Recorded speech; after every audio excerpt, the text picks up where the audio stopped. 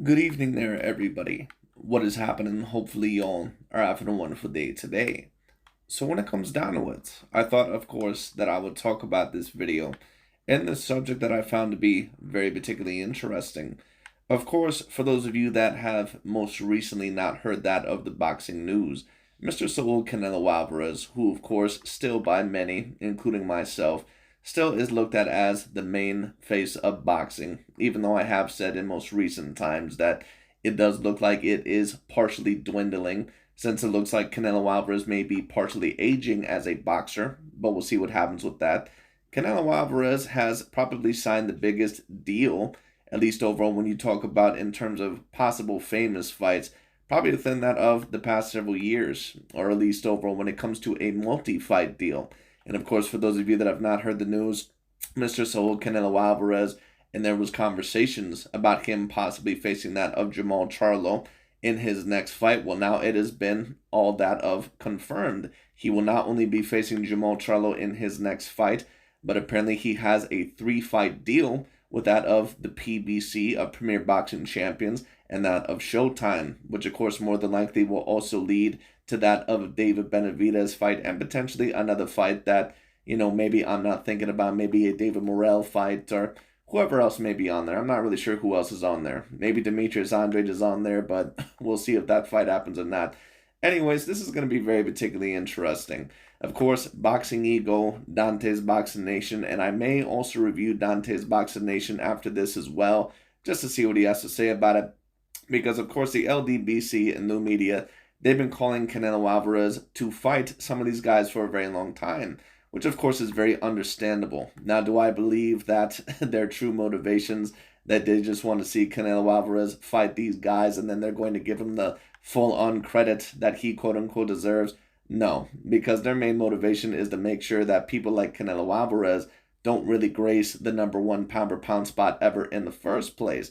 And that's why they have certain problems with that of a Canelo Alvarez, of a Vasily Lomachenko, a Tyson Fury, other fighters like that. And don't get me wrong, that's not me saying that the media, in certain regards, does not treat them better than maybe certain black American fighters or black fighters by the media. I get it. But at the end of the day, like I've always said, all new media and the LDBC they're pretty much the pro-black version of quote-unquote old media. It is what it is.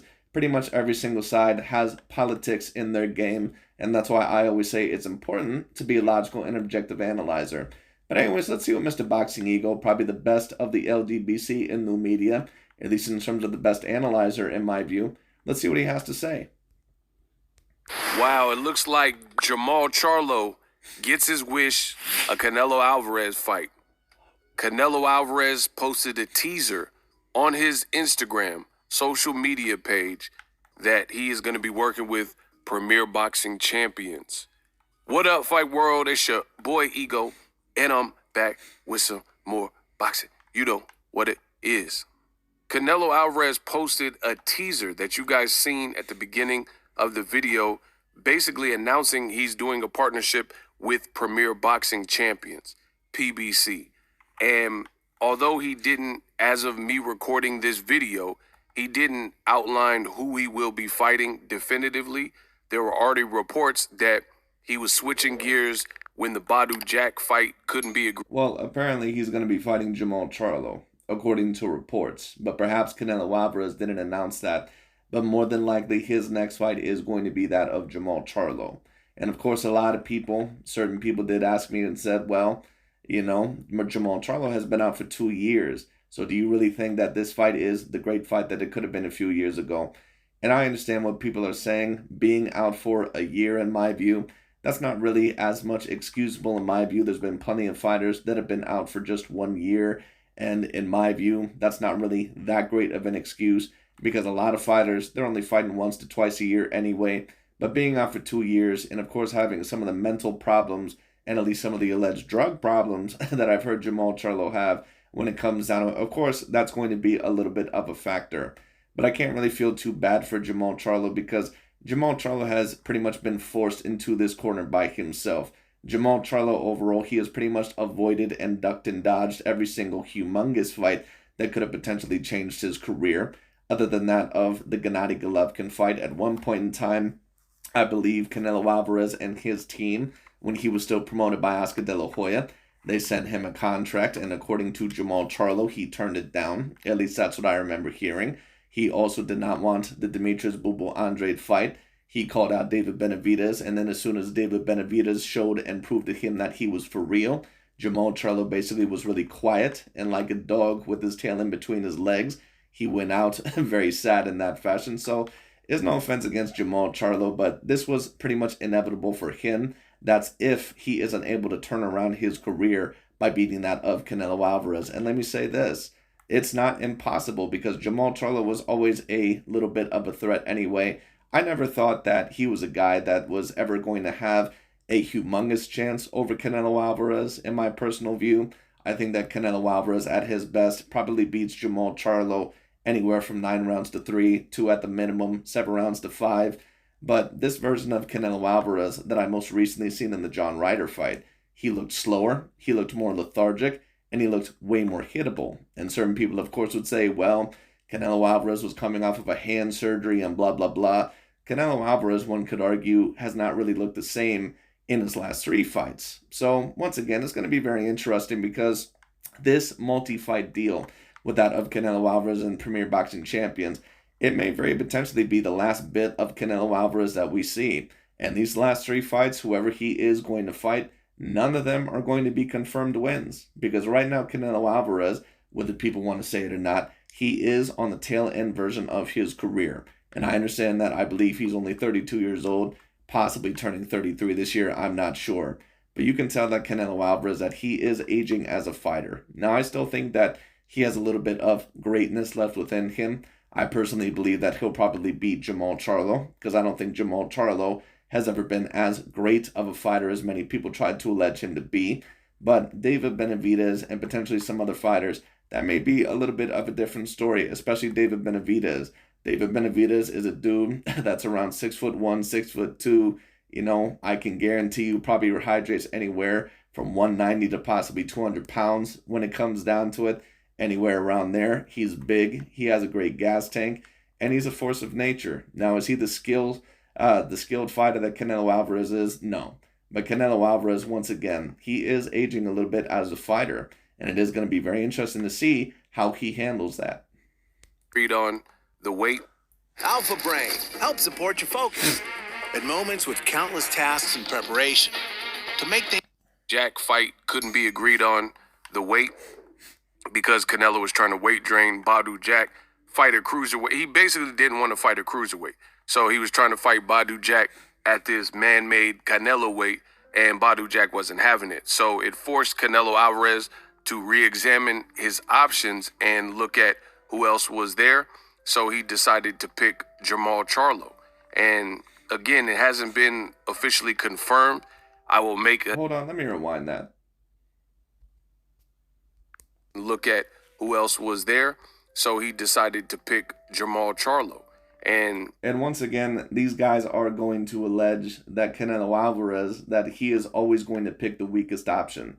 Because once again, their objective in the first place is to make sure that Canelo Alvarez, that he doesn't grace that #1 pound-for-pound spot. That's always going to be their main objective. You know, and don't get me wrong, the Jermall Charlo one could be looked at as potentially the weakest fight for him out there at the 168-pound weight division. Because, of course, the man has been out for 2 years, and I don't think that he's the threat as much as what he is for David Benavidez. But when it comes down to, once again, this has been the allegations for years. Even when Canelo Alvarez fought Gennady Golovkin, even when he fought Miguel Cotto, or Sergey Kovalev, or Danny Jacobs, or Araceli Lara, the narrative has always been that, you know, he fights the weakest of the weak, which once again has never been true about Canelo Alvarez. Now, has there been a couple of times in his career where maybe he's fought, you know, a little bit of lesser opposition? Sure. But a lot of the times Canelo Alvarez has proven in his career that he's been willing to fight a lot of different styles and a lot of the true great champions, or at least very good champions around his weight class, all the way from that, once again, to that of, if you want to talk about the 168-pound weight division, Billy Joe Saunders to Caleb Plant to Callum Smith. And then, of course, when you talk about the other weight classes at 154, Austin Trout, Araceli Lara. He also fought Floyd Mayweather Jr. there. And I believe some other fighters as well. Again, it hasn't been officially confirmed.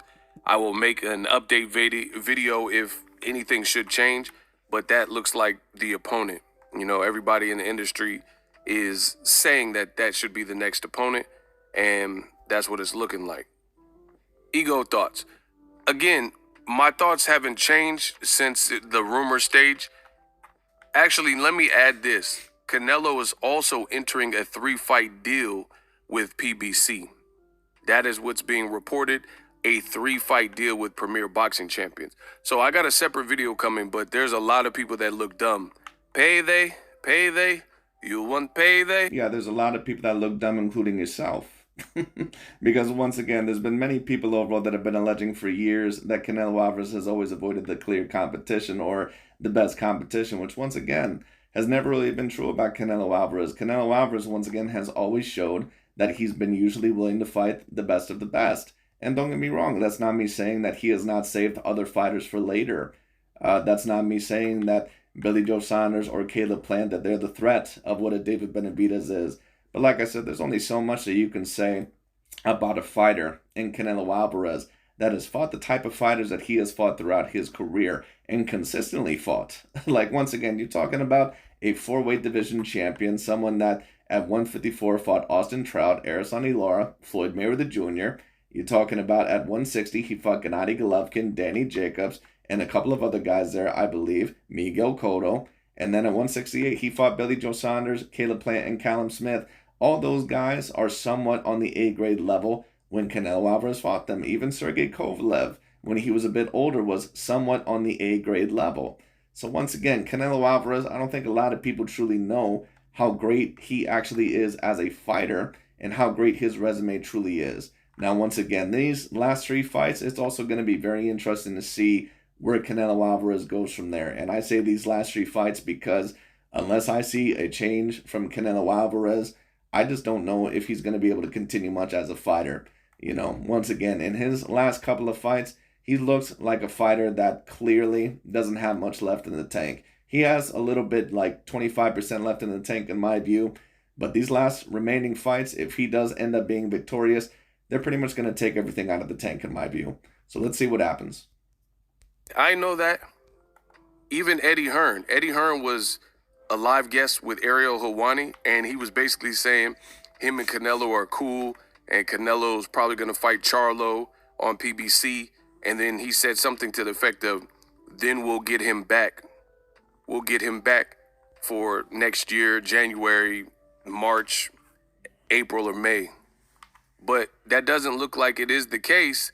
It doesn't look like he's going to be going back to DAZN anytime soon if he signed a 3-fight deal. Because he's only one person. How many times can one fighter in this modern age that's making millions of dollars? This is not the Ray Robinson era where guys fight every 2 weeks and stuff like that. It's a completely different time. And there's no fighter fighting elite level competition and they're fighting 3 or 4 times a year. You know, that's usually like maybe a prospect, you might get that, or a prospect will fight a couple times a year. Let me also comment on that really quickly because Ego is correct. Like a lot of people also, whenever they love to make that Floyd Mayweather Jr. comparison, they love to say that, oh, Floyd Mayweather Jr. going 50-0, that really isn't such a big deal because when you take a look at Chavez Sr. and, you know, some of these other guys, they were this amount of 0, like Chavez Sr. was 87-0. When you take a look at some of Chavez's opponents that he was fighting throughout that era, like some of them, I believe, even had negative records. Or if they didn't have negative records, they would have been like 12-10. Don't get me wrong, he defeated some very good fighters and some great fighters throughout the weight divisions. Meldrick Taylor, Hector Macho Camacho, who also, by the way, is one of the most overrated fighters in boxing history, by the way, Hector Macho Camacho, who pretty much never won, in my view, any of the big 50-50 fights in his career. But that's a conversation for another time.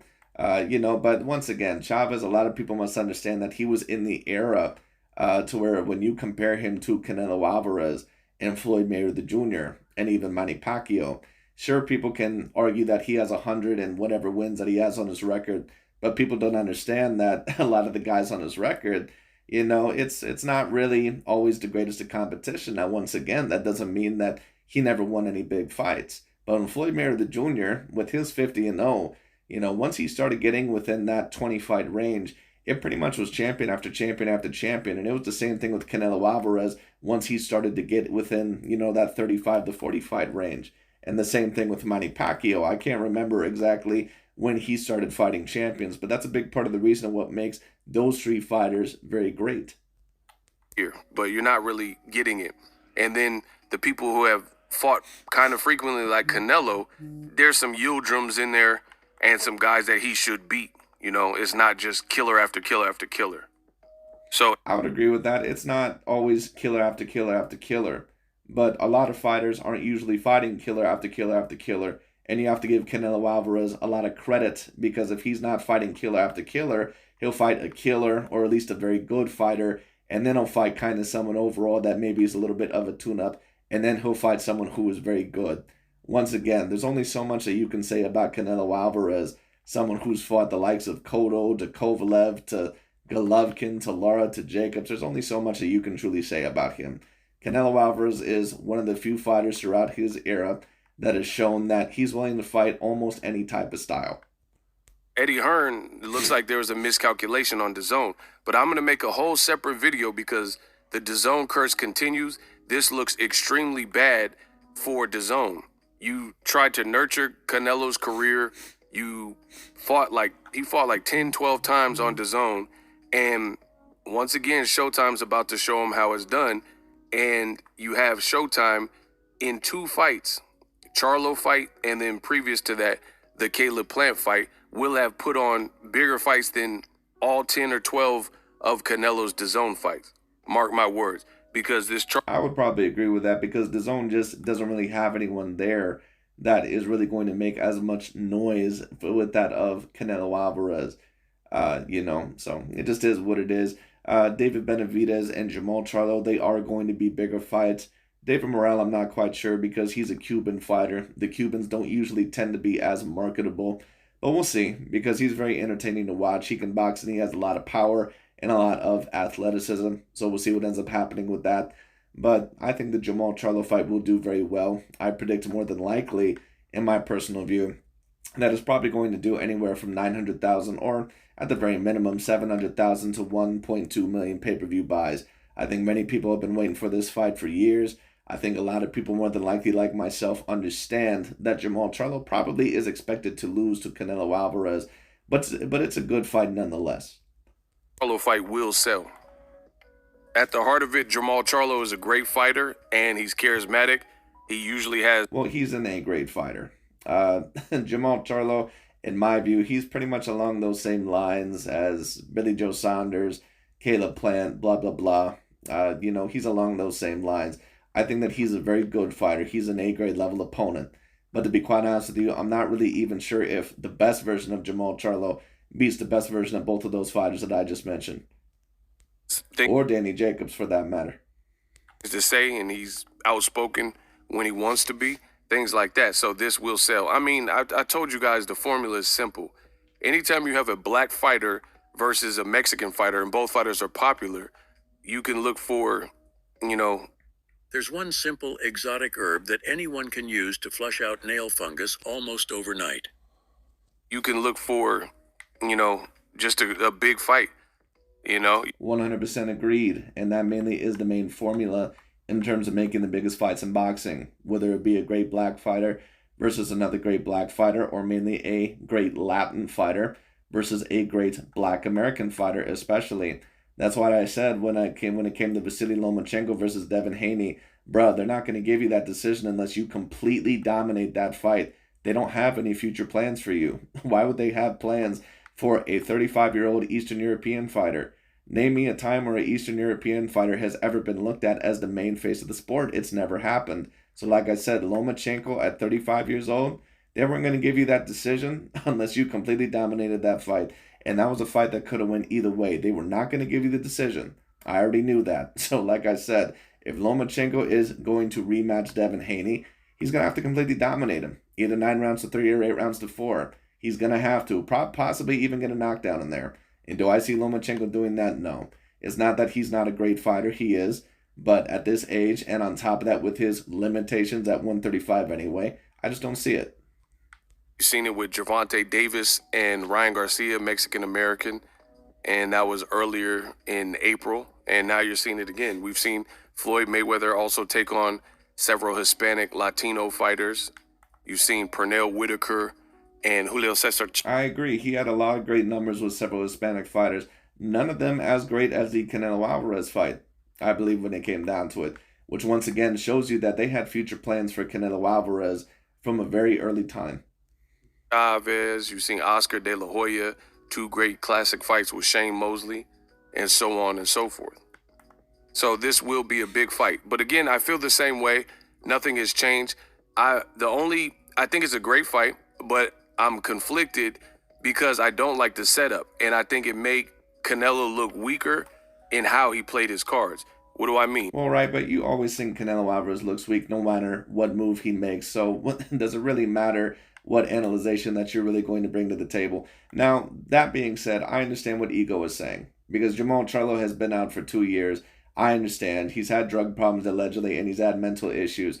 Once again, it's only so much that I'm going to really feel bad for Jermall Charlo. You've avoided really every game-changing fight that you could have taken for the past several years, all the way from Demetrius Andrade to David Benavidez to Canelo Alvarez. You basically avoided every single one of those fights when they were presented to you. You, of course, wanted an aging Gennady Golovkin. And, of course, you wanted a couple of other fights that potentially could have brought some money to the table. I'm not blaming it all on Jermall Charlo. But Jermall Charlo, a big part of the reason why his career has really been a massive disappointment is really because of himself. Charlo's been calling you out for several years. Both Charlos, for real. You could have fought him at 54, 60, and now you're choosing to fight him at 68 when he has no... Right, I understand what you're saying, Ego, but let's also be real. At one point in time, Canelo Alvarez's team apparently presented a deal to the Charlo side. He did not take it, okay? Which never gets brought up. And certain people always try to hide that under the rug or say it was not true. Jermall Charlo even said himself at one point in time, I believe, that a contract was sent. And apparently he said something was up with it. Jermall Charlo, he has no one else to blame but himself, okay? It is what it is. And, of course, he brings up this excuse of, oh, well, Jermall Charlo has no 168-pound experience. Well, when it comes down to it, all in all, how come those excuses are never used with other fighters? Like, how come they're never used overall with that of Canelo Alvarez when he lost to Dimitri Bivol? Like, he barely had any 175-pound experience. Yeah, overall, he ended up, beating Sergey Kovalev. But Dimitri Bivol, in the prime of his career, especially Canelo Alvarez a little bit more gassed out in that fight, that was a completely different situation. I understand what Ego is saying, but let's stop this bullshit excuse. If you were a guy that was allegedly going to beat Canelo Alvarez is not a natural 168-pounder. It'd be different if it was David Benavidez, but he isn't David Benavidez. Once again, Canelo Alvarez is a dude that's around a natural middleweight fighter. He's a bit girthier and thicker than some of those other middleweight fighters, but he's 5'9" with a 71-inch arm reach. Like, what are you talking about? He has no experience of 168 pounds. Canelo is not a natural 168-pounder. Now, I understand people would say, well, he still, has dealt with the power and the size of some of those guys, so that experience is going to help him. Well, whose fault is that? Jermall Charlo had the opportunity to fight David Benavidez. He had the opportunity to potentially fight other guys there. He's been sitting out for the past 2 years because he hasn't known what to do with his career. That's his problem. Fights at 68, and he's had personal issues with his family, and most importantly, he's been inactive, and he's been out of the ring for an extended period of time. So out of all the points in his career where he was calling you out and he was active and he was destroying guys and looking good in the fight with like Derevchenko, I think he was destroying guys. Who was Jermall Charlo destroying necessarily? People try to act like Jermall Charlo was like Keith Thurman or some shit when he Errol Spence Jr. Jermall Charlo, once again, he's a bigger version of Danny Garcia. He was destroying guys. Yeah, he was destroying bums off the street. That's who he was destroying. Name one notable fighter that Jermall Charlo has beaten in the past several years other than J. Rock Williams. You can't name one. Sergey Derevchenko is an okay fighter. He's never been a great fighter. When you talk about several of the other opponents, Matt Korobov, which is a fight that Jermall Charlo debatably could have lost when it came down to it, and several of the other fights, none of them really matter. People sleep on the Derevchenko performance.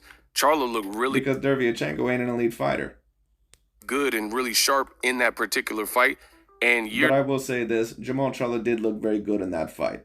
That was probably the best version of Jermall Charlo that I had ever personally seen. Now, of course, a lot of people will say, well, that was the same Sergey Derevyanchenko that gave Gennady Golovkin, great fits. That was when Gennady Golovkin not only was a bit older, but that was at the point when he was starting to become a shell of himself. It's very interesting because Boxing Eagle and a lot of these other same guys, they always love to say about how Gennady was a shell of himself when Canelo fought him the third time, which is the truth. But he started being a shell of himself after that Canelo Alvarez rematch. He was never the same after that Canelo Alvarez rematch, never. He was always more hittable. He was always more aged. That second Canelo Alvarez rematch took everything out of him. Later, after a loss to Charlo, a loss to Carlos Adames, you have Derevyanchenko. Yeah, he also lost to Carlos Adames, I believe. That's a Dominican brawler, which once again goes to show you how good Sergey Derevyanchenko really is. He lost to a guy that lost to Patrick Teixeira, I believe, at 154. Who moved up in weight to fight against Jaime Munguia, and many say that Derevyanchenko exposed Jaime Munguia and thought he should have won. So it shows. Well, I mean, for people overall saying that he exposed Jaime Munguia, for me, you can only get exposed when you don't really know the holes in that game. I've been knowing the holes in Jaime Munguia's game for years. Like, Jaime Munguia is the same guy, I believe, that many people believe that he should have lost to that one Irish fighter a very long time ago. I don't even remember what that guy's name was. Jaime Munguia is not an elite fighter. He's not going to be a guy that lasts that long. When he finally fights that true A-grade level fighter, he's going to get beat. Whether it's against John Beck, or whether it's against David Benavidez, Canelo Alvarez, whoever the hell it is, Jaime Munguia is not meant to last. He is not an extraordinarily skilled fighter. He's just way too hittable. He's too much of a brawler. He's not going to last that long. But to give credit where credit is due, Sergey Derevyanchenko, he could have went out worse. That Derevyanchenko is still formidable, and Charlo fought him coming off the. Well, he's okay. He gives hard fights to guys that are okay fighters, but against the elite of the elite, he's probably not ever going to beat them. Once again, the only reason why he really gave Gennady Golovkin such fits was because Gennady Golovkin was pretty much done after that Canelo Alvarez fight, at least in terms of being a real A-plus fighter. Gennady Golovkin performance where I thought Derevyanchenko beat Golovkin, but I didn't think at all that he beat Charlo. So right, once again, but why don't you tell him, just like for the Canelo Alvarez trilogy, that Sergey Derevyanchenko beat a shell of Gennady Golovkin? Because for anyone who was watching Gennady Golovkin, it was very clear that he was never the same fighter after that fight. That's a slept-on Charlo victory. After the Canelo Alvarez rematch, that is. But again, Canelo could have fought Charlo at any of these times, and he's choosing to fight him at the worst stretch of his career, when guys like David Benavidez have been calling you out, and he's ready-made for the 168 division. He's big for the division. He's the former two-time champion in the division. He just fought in March against Caleb Plant and, battered him in the latter rounds. And, that's a big fight. Two English and Spanish-speaking people, and Canelo chooses what he believes to be the lesser of two evils. Now, it's hard to gauge when a person's been out of the ring as long as Charlo, how they will look. His last fight, some people expected a bit more, expected him to be able to stop Montiel, and later on, Carlos Adames did stop Montiel effortlessly, So that performance wasn't necessarily Charlo's best performance, and he also picked up an injury, and then after that, he had personal issues and has been out the ring for a while, and again, no fights at 168. So personally, I wish Canelo would have played it a little bit different. Nonetheless, Charlo, it sounds like they reached an agreement. Yeah, personally, you wish that Canelo Alvarez would have picked the fight that would have been potentially the most losable. That's really overall what you would have happened, because you just want Canelo Alvarez to lose. We all know the deal with you. But anyways, when it comes down to it, I do understand Mr. Ego's point. But at the end of the day, they've been wanting this Jermall Charlo fight for years. At the end of the day, you just got to shut up overall and just enjoy the fight. And I can't really feel bad for Jermall Charlo once again, because Jermall Charlo, every situation that he's been in is 100% his own fault. And I can't really blame Canelo Alvarez for taking the lesser of two evils at the moment, because Canelo Alvarez, it's still very clear to me that he's not the sharpest at what he could be. Either that, or he's just dwindling down very fast. So we'll see what happens. I think that it's the right option for Canelo Alvarez, because I think it's very potential that right now he's probably not ready for David Benavidez. I don't think that he's sharp enough, and I don't know if he's in as good a shape as what he needs to be, but we'll see. PBC, is happy with it, getting Canelo back on the network and trying to make some big fights. PBC is absolutely killing the competition this year, and it's still a big fight for boxing despite the actual particulars, because when it comes to casual fans, they're not going to look at, they don't even have enough knowledge to say what I just said about Charlo fought Montiel and Charlo's pedigree and his recent life. They don't even have that knowledge to even know that. So the casuals will be. I agree. Once again, this fight is going to be very big. Now, once again, I do agree with some of Eagle's points. I agree that some of those outside factors may be a particular factor. We just seen Josh Taylor in the most recent Teofimo Lopez fight with him being off for a year and possibly other factors. And it looked like it was a little bit of a factor in that fight. But once again, Jermall Charlo, every situation that he's put himself in is because, it's all his fault. So once again, there's only so much that I can feel sorry for him. And once again, at one point in time, I believe the Canelo Alvarez fight was presented to him. He did not take it. So it is what it is. Tuned in and they're just looking at it like, oh, it's a Canelo fight versus this guy, Charlo. Charlo got a great highlight reel. So it is what it is. And to talk about that Charlo versus Montiel fight really quickly, and of course, it was not the best performance of his career, but when has Charlo ever really been this super duper dominating fighter?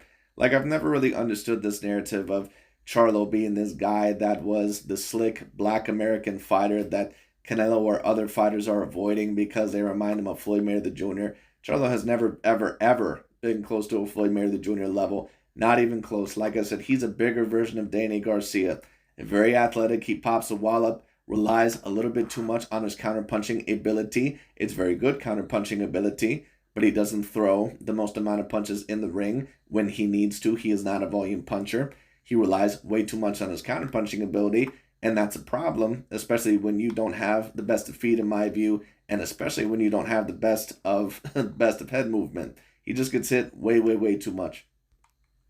More videos coming soon. Best in the business, and the future is now. But anyways, that's pretty much about it for Boxing Eagle. I certainly understand some of his points, but once again, in my view, it should be a very interesting fight. And as for the point of Canelo Alvarez taking the clear of the week or two fights, once again, I can't really blame Canelo Alvarez because in his last fight against John Ryder, I think it was very clear that Canelo, either he had been out for a while or maybe he had been recovering from the hand surgery, or maybe he's just not the same fighter that he once was. So I think it actually was the best option to fight that of Jermall Charlo. Is going to do very big numbers. I think that if Canelo, if he has any shred of greatness left within him, if he even has, the opportunity to defeat that of David Benavidez, he should win that fight 8-4. But I wouldn't be surprised at all if it ended up being a split decision or if Canelo ended up winning 7-5, because once again, when it comes down to it, Canelo did not look like the same fighter to me in that last fight. So we'll see what happens. But anyways, let's now see what Dante's Boxing Nation had to say. Let's tune in. Okay, so now we're going to review what Dante's Boxing Nation has to say. This is going to be the last part of the video. Let's see what they have to say.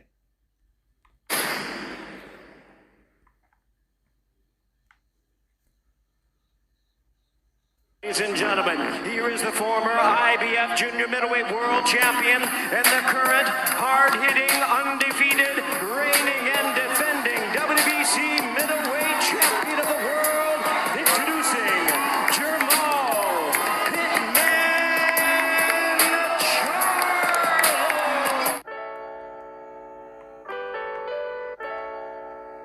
Dante's Boxing Nation, what's going on, guys? So after 8 long years, it looks like it's finally official. Canelo Alvarez will most likely be fighting against Jermall Charlo in September on PBC.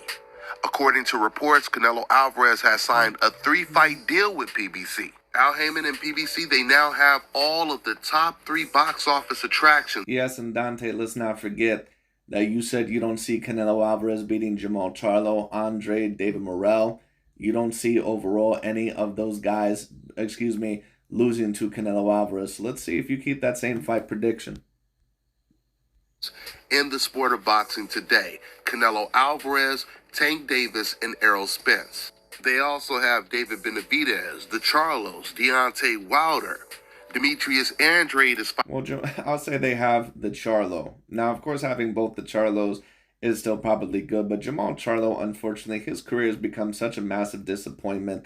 I mean, you know, if it were not for this Canelo Alvarez fight, and of course possibly another big fight, I'm not really sure if anyone would truly care about Jermall Charlo's career continuing forward, because I think most people are pretty much, you know, kind of over that of the Jermall Charlo experience, which is him pretty much talking a whole bunch of shit and then never really stepping up to the plate. Fighting on PBC right now. Terrence Crawford is fighting on PBC right now. Jerron Ennis, Stephen Fulton, and the list just goes on and on and on.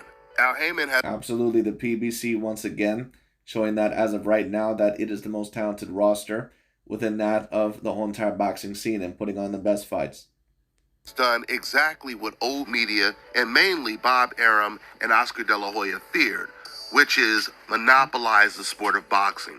Which, if you guys even recall, the year that PBC series emerged, that was the year that Bob Arum and Golden Boy, they tried to sue Al Heyman, accusing him of trying to monopolize the sport of boxing, but that lawsuit was dropped. Al Heyman makes the fights that are almost impossible to make in the sport of boxing.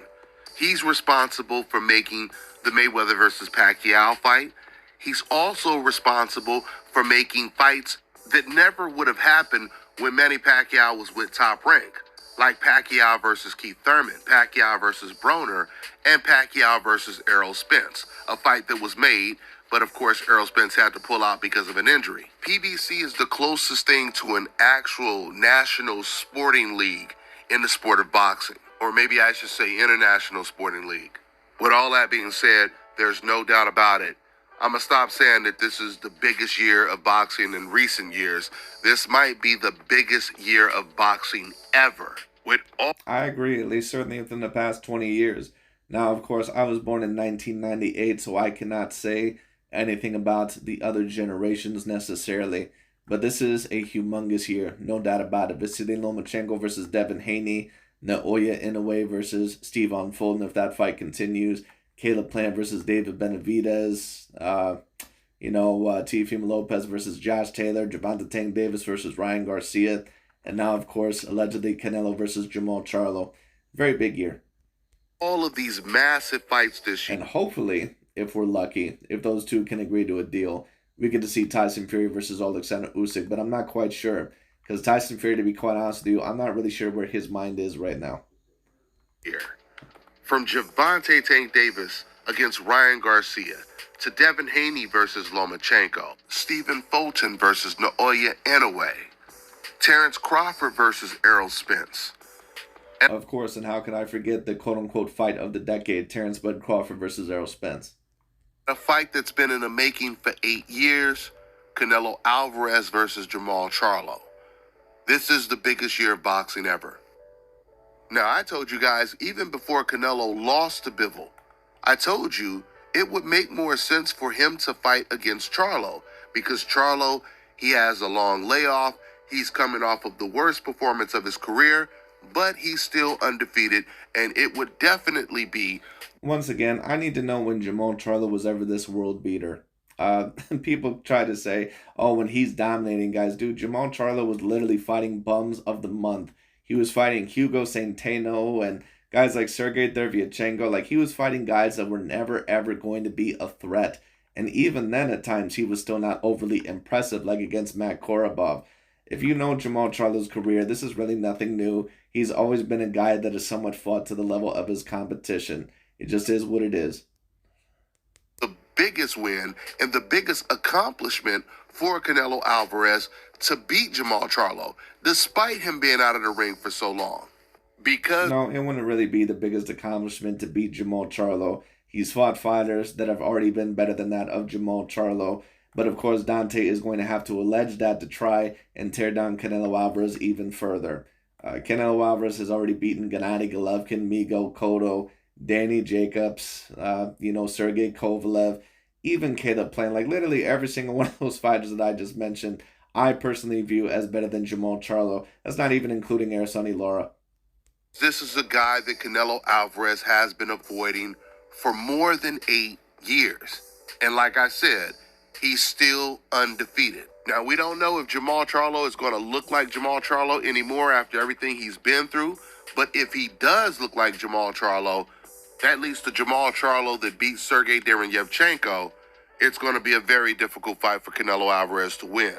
And of course, if he looks the way he looked, I'll say this, Jermall Charlo is not to be underestimated by that of Canelo Alvarez. I do believe that Canelo is more than likely going to win the fight, but Jermall Charlo can be very technical. He's got a lot of power. He has a great jab. He has a great 1-2. And he's a guy that has decent body work. Now, what Canelo is going to have to take advantage of in that fight, if he's able to, unless Jermall Charlo is able to outperform him or outsmart him in the boxing ring, is that he's going to have to take advantage of his stiff head movement at times. He's going to have to take advantage that Jermall Charlo is not a volume puncher and that he relies on his counter-punching ability. And Canelo, in my view, he would be best to really try and pressure that of Jermall Charlo and make him uncomfortable. But let's see what happens.